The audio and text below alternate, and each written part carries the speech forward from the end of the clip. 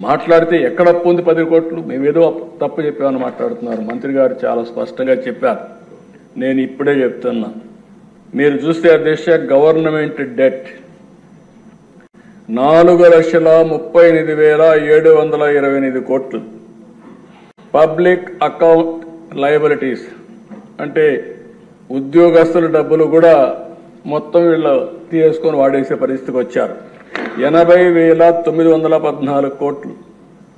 Corporations debt 2,48,677 కోట్లు. Civil supplies లో అప్పు 36,000 కోట్లు.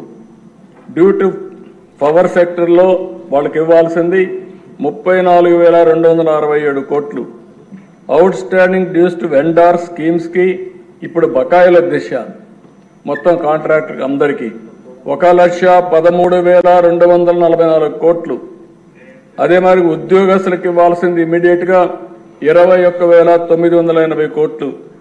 Non contribution of sinking fund కింద 1,191. ఇవన్నీ కలిపితే 9,74,556 కోట్లు ఇప్పుడు తేలిన అప్పులు. ఇంకా తవ్వితే ఎంత వస్తుందో నాకు తెలియదు.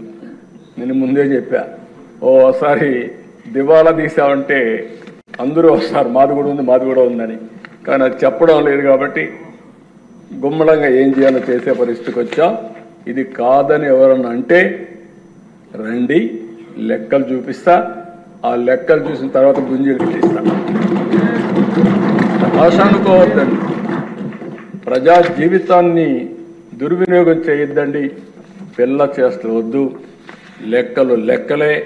ఈ లెక్కల్ని ఎవ్వరూ ఏమీ చేయలేరు.